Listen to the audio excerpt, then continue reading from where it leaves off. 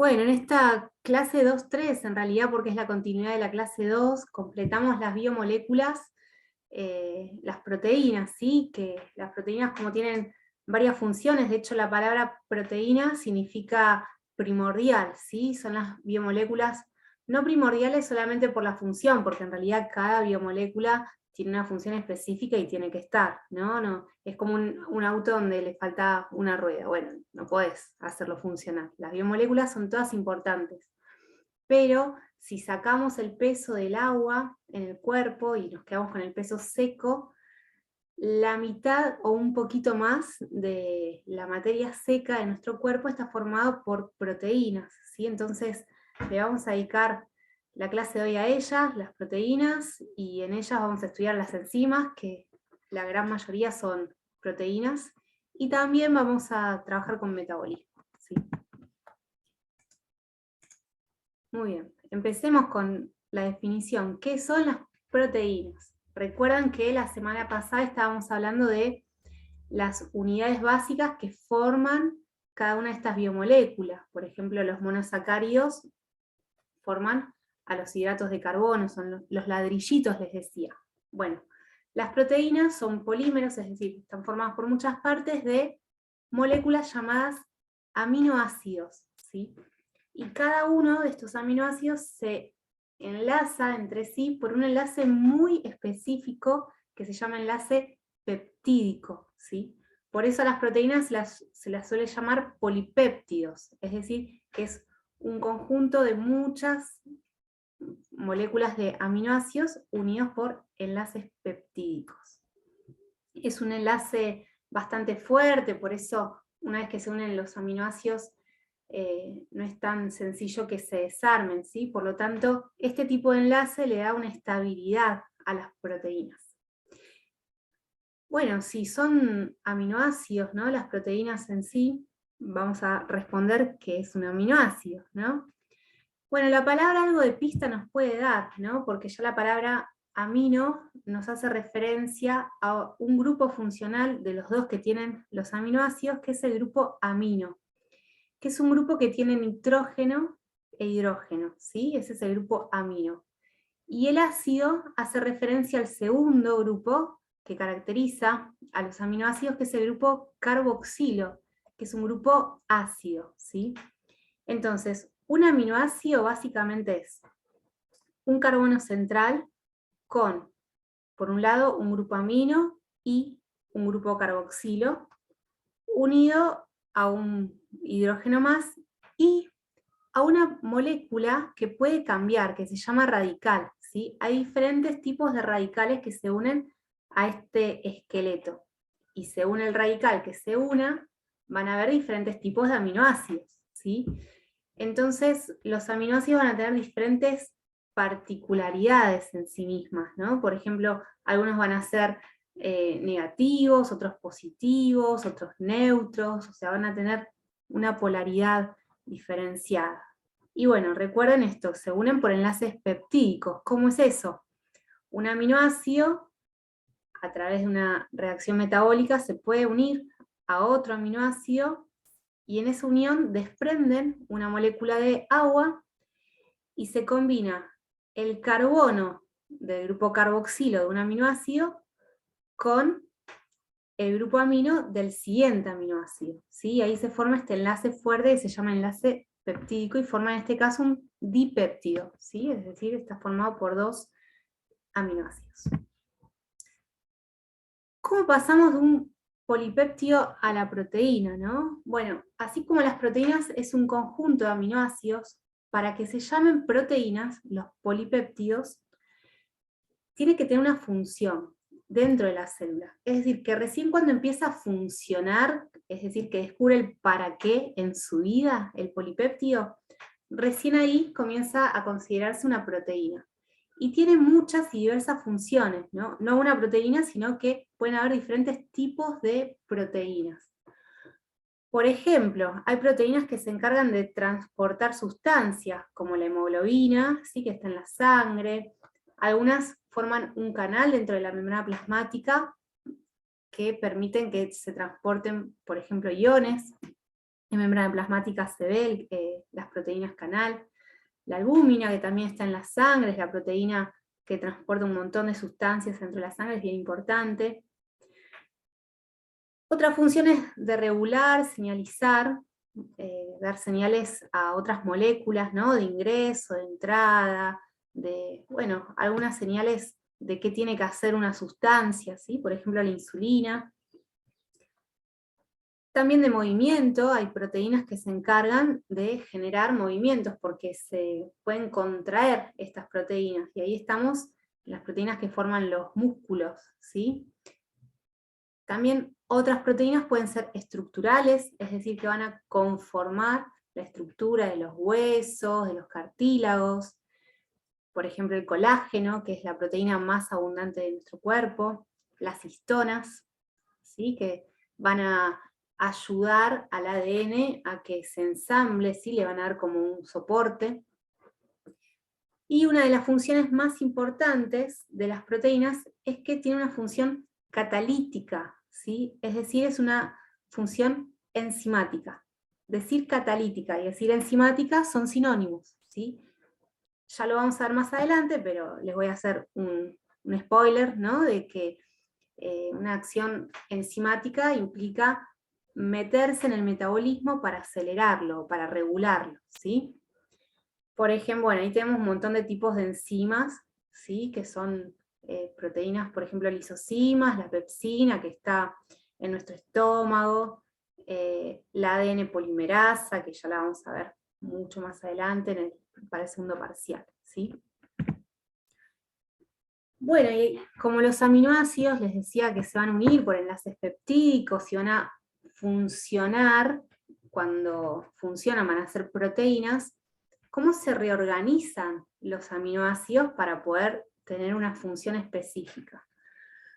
Y ahí aparecen lo que llamamos las estructuras de las proteínas, que es de una estructura más simple a una de mayor complejidad. Y es fácil los nombres porque va en orden: estructura primaria, secundaria, terciaria, y en algunos casos podemos llegar hasta la cuaternaria. Vamos a explicar cada una de ellas, empezando por la estructura primaria, ¿sí? Es simplemente una cadena lineal de aminoácidos. Es decir, un aminoácido va al lado de otro, de otro, de otro, de otro, de otro. Como pueden ver en estas imágenes, ¿sí? Uno al lado del otro. Se pueden representar así. Estos nombres que ven acá con esferitas son abreviaturas de nombres de diferentes tipos de aminoácidos, ¿sí? O se puede representar con una cadena, los aminoácidos más simplificados, como si fuesen pelotitas. Ven que es una cadena lineal, uno al lado del otro, como un collar de perlas, ¿sí? Para representarlo. Esta es una cadena primaria. El orden de estos aminoácidos, es decir, cómo sabemos que valina va después triptofano, bueno, tiroxina, triptofano, ¿cómo se sabe el orden? Ese orden está determinado en el ADN. Y lo podemos razonar así: si las proteínas son las que hacen funcionar el organismo en el metabolismo, el organismo no puede generar funciones de cualquier forma, tiene que estar regulado, supervisado por una información. Esa información es la información genética que está en el ADN. Entonces ahí ya vemos cómo empieza a haber una vinculación entre los ácidos nucleicos que vimos hace unos días y las proteínas, ¿sí? El ácido nucleico, el ADN, da la información para generar proteínas específicas. Cualquier alteración en la secuencia de aminoácidos, mismo si hay uno que se pierde, o se reemplaza por otro, o se agrega, aunque sea uno en una cadena de 600 aminoácidos, un cambio solo puede generar diferentes alteraciones, incluso hay enfermedades concretas, ¿sí? Bueno, de que la secuencia de aminoácidos no esté de la mejor manera organizada. Y en sí es una falla muchas veces hereditaria porque viene del ADN, esa modificación, ¿sí? Por ejemplo, la anemia. Bueno, la segunda estructura es la secundaria, ¿sí? ¿Qué va a pasar con las cadenas de aminoácidos? Los aminoácidos van a tener cargas, ¿sí? Van a tener cargas positivas, negativas. Entonces van a empezar como a acomodarse, a replegarse, a acercarse unos con otros en una punta, y formar entre aminoácidos puentes de hidrógeno, que es una estructura de unión un poco más débil que un enlace peptídico, ¿sí? Y hay dos formas en que se pueden acercar, ¿sí? Una es formando una estructura de una hélice, es como un rulo de un cable de teléfono, ¿sí? Obviamente un teléfono no inalámbrico, ¿no? Un cable de esos rulitos que conocemos, un fío tirabuzón. Bueno, esa estructura se llama alfa hélice, ¿sí? La forma de alfa hélice. Y la segunda forma que puede aparecer es como, dice el nombre, una hoja plegada, que también se puede llamar beta, ¿sí? Es decir, forma como si fuese un acordeón, unas hojas beta plegadas. Esa es la estructura secundaria. En la estructura terciaria, estas hebras, ¿no? De alfa hélice o de beta se van a seguir, digamos, tridimensionalmente enroscando, uniendo, ¿sí? Van a aparecer otros tipos de combinaciones, por ejemplo, puentes disulfuro, una interacción hidrofóbica, un puente eléctrico. O sea, hay varias formas de que se van uniendo según las propiedades de los aminoácidos y van conformando una dimensión que se llama tridimensional. Cuando llegamos a la dimensión tridimensional, recién ahí la proteína podemos decir que puede empezar a funcionar, ¿sí? Y el ejemplo más clásico es la llave y la cerradura. Vos podés tener un metal. Recién cuando le das la forma de la llave, vas a poder abrir la cerradura, ¿sí? Entonces, la estructura terciaria es cuando llega a la forma. Antes lo que tenías era el material, la materia prima, que se iba como ensamblando, organizando. A partir de la estructura terciaria, se puede considerar que el polipéptido puede funcionar como una proteína, ¿sí? Y como ven acá en las imágenes, bueno, se van uniendo algunos extremos con otros, ¿sí? Bueno, esto es lo que les genera una función. Y por último, la estructura cuaternaria, que no todas las proteínas llegan a esta estructura. ¿Por qué? Porque son estructuras terciarias vinculadas, es decir, que es una estructura formada por más de una cadena. El ejemplo más clásico es la hemoglobina, que es esta proteína de la sangre, que está formada la molécula de hemoglobina por 4 cadenas distintas en estructura terciaria, ¿sí? Por eso se dice 4 cadenas de polipéptido. O también se puede decir que es una proteína tetramérica. Tetra de 4, mérica, partes, ¿sí? Acá podemos ver en el lóbulo rojo, ampliado, muy ampliado, 4 diferentes proteínas en estado terciario que se combinan y se van a interrelacionar formando la estructura cuaternaria, ¿sí? ¿Cómo son afectadas las proteínas, ¿no? Fuimos hablando como en positivo, cómo se iban armando, organizando y empezando a funcionar. Pero como les fui resaltando, hay uniones entre los aminoácidos, uniones puentes de hidrógeno, otro tipo de uniones, que esos pueden estar sensibles a algunos factores, ¿sí? Entonces, si cuando llega hasta el nivel de estructura terciaria, pasa algo que hace que retroceda, que se pierdan esos enlaces, esa forma, es como que la llave se te rompe un pedazo y no te funciona más, ¿no? Bueno, la desnaturalización es la pérdida de niveles estructurales y por lo tanto de la función, ¿sí? Lo que no va a afectar esta pérdida de los niveles es el enlace peptídico, es decir, la estructura primaria sigue estando. Lo que no está es la secundaria, la terciaria, en todo caso la cuaternaria. ¿Qué puede generar que una proteína se desnaturalice y por lo tanto deje de funcionar? Uno es la temperatura, ¿sí? Cuando hay una temperatura muy elevada, las proteínas se desorganizan y dejan de funcionar. Por eso es tan peligroso tener fiebre alta. No sé si les pasó la experiencia traumática de que tuvieron más de 40 grados de temperatura y los pusieron en un lugar agua fría para bajarles a full. Y uno dice, uy, qué cruento ese método. Bueno, ese método es cruento, pero es necesario. Y esto explica el por qué, ¿no? Porque si las proteínas del cuerpo empiezan a desorganizarse, porque el cuerpo elevó su temperatura por una infección, por lo que sea, deja de funcionar. Y cuando baja la temperatura, lo que dejó de funcionar después no puede volver a funcionar. Entonces puede generar daños irreversibles en el cuerpo, ¿sí? Así como cuando la temperatura es muy, muy, muy baja, ¿por qué no podemos vivir a 0 grados? ¿Sí? Bueno, cuando la temperatura es muy, muy baja, también la actividad de las proteínas empieza a ser lenta, lenta, lenta, entonces el cuerpo no puede funcionar en su situación óptima, ¿sí? Por lo tanto, las proteínas tienen una temperatura ideal. En nuestro caso, la temperatura ideal son los 37 grados, ¿sí? Bueno, cambios del pH, un medio ácido, un medio básico también puede afectar, ¿sí?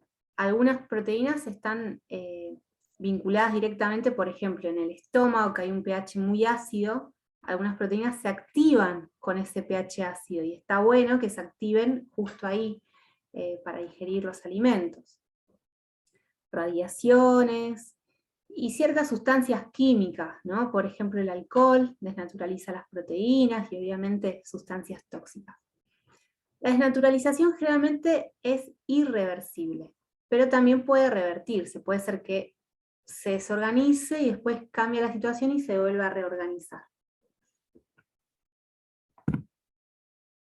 Bueno, vamos a nombrar 3 proteínas importantes, ¿sí? Que son de esas que están buenas que las sepas y que no las dejes pasar cuando las leas. Y si en tu cátedra profundizan mucho, por ejemplo, entre la diferencia entre hemoglobina y mioglobina, leas bien esos apuntes, ¿sí? Yo te doy lo mínimo, y para algunos esto es lo máximo, para otros capaz que es lo mínimo, ¿no? Bueno, la hemoglobina, ya la nombramos. Su función es transportar oxígeno y dióxido de carbono. Por sus propiedades químicas va a regular el pH de la sangre, y es una proteína tetramérica, tiene 4 unidades, 2 alfas, 2 beta, eso no vamos a profundizar. Y lo importante es que tiene un grupo prostético que tiene hierro, ¿sí? En el centro, que se combina con el oxígeno. La hemoglobina es una sustancia afín al oxígeno, pero no es tan afín. Es decir, puede recibir oxígeno, pero tiene que tener ciertas condiciones para absorber oxígeno. Por ejemplo, que haya muchísimo oxígeno alrededor. Si hay poquito oxígeno, no agarra tanto. Entonces, ¿en qué lugar hay muchísimo oxígeno? Bueno, cuando la hemoglobina, en los glóbulos rojos, en la sangre, pasa por los tejidos pulmonares, ahí hay mucha cantidad de oxígeno, y ahí se llena de oxígeno. Sigue por el cuerpo, y cuando va a lugares, por ejemplo, células del cuerpo, donde el oxígeno está en poca cantidad, no tiene tanta afinidad para agarrarlo el oxígeno, entonces lo empieza a soltar. Y está bueno, porque donde hay mucho oxígeno lo agarra, y donde hay poco lo suelta. Por lo tanto, es excelente para transportar el oxígeno de un lugar donde hay mucho, pulmones, a donde hay poco, células del organismo, ¿sí? La mioglobina, la palabra hemoglobina, hemo de sangre, ¿sí? Globina es porque tiene una forma globular. Mioglobina, mío de músculo, no de mío, ni de tuyo, sino del músculo, ¿sí? Mioglobina. Esta proteína es de estructura terciaria, o sea, tiene solo una cadena polipeptídica, a diferencia de la que recién nombramos. Está dentro de los músculos, también posee un grupo hemo, y tiene mucha afinidad por el oxígeno. Entonces, cuando llega un poquito de oxígeno, la mioglobina lo acapara, es re egoísta con el oxígeno, ¿sí?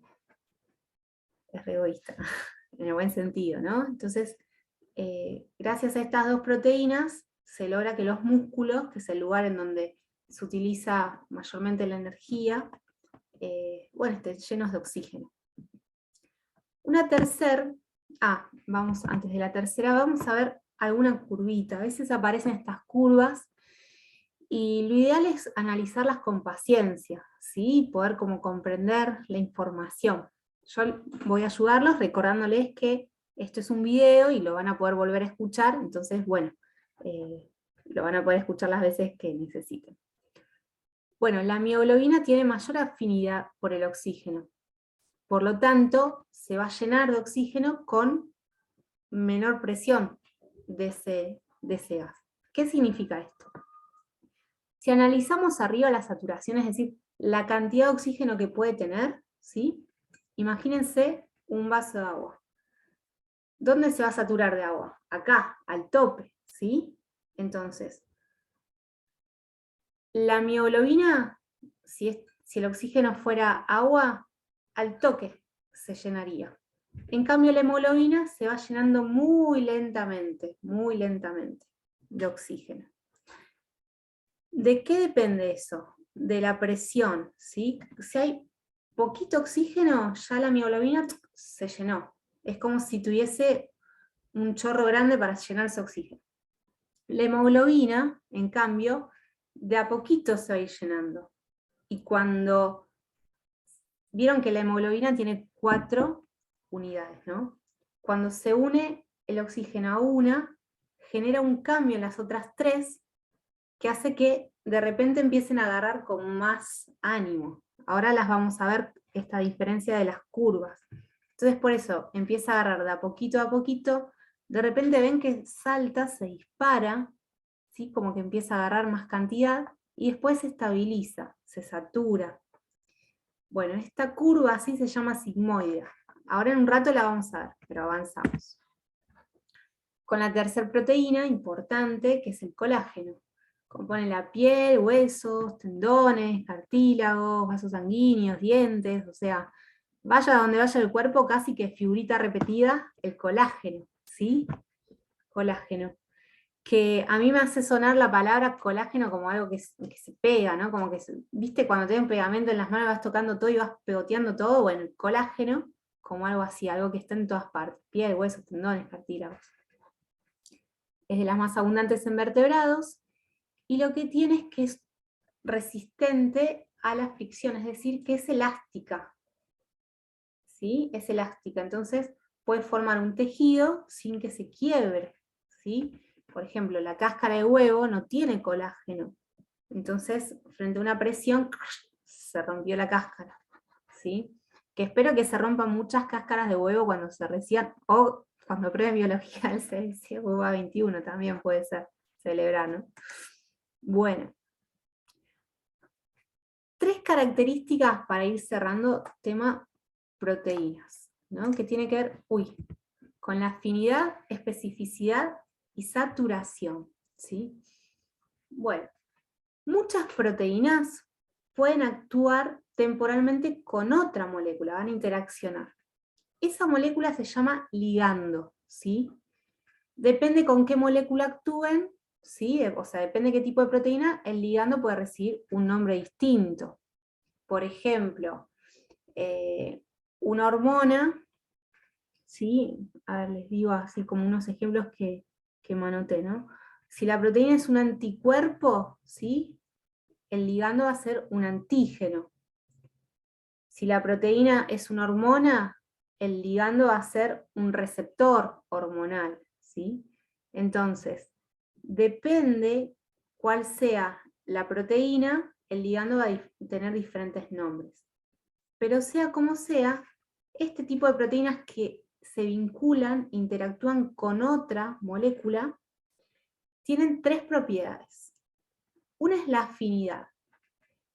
La afinidad es la posibilidad de unirse estrechamente entre la proteína y el ligando, ¿sí? Es como si fuese una mano y un guante.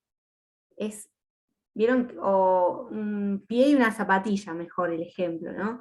Vieron que según cuánto calces, el calzado te va a quedar mejor o más ajustado. Bueno, las proteínas son afines con el ligando, es decir, que son bastante específicas en la intensidad de unión, ¿sí? Y ahí salta la segunda, que es especificidad. Significa que una proteína se puede unir a un ligando específico y no a cualquier otro, ¿sí? Esto que les decía, el modelo llave-cerradura. No con cualquier llave abrís cualquier cerradura, es bien específico. Entonces, por ejemplo, una hormona que tiene que actuar puntualmente en una célula, va a unirse al ligando específico de esa célula. La tercera propiedad de este tipo de proteínas, que se vinculan con otras moléculas, es la saturación. ¿Qué significa? Que si vos tenés un sector donde la proteína se puede unir al ligando, ese sector cuando ya está ocupado, queda como saturado, ¿sí? Es como que querés comprarte un pasaje micro, y el micro tiene 30 lugares.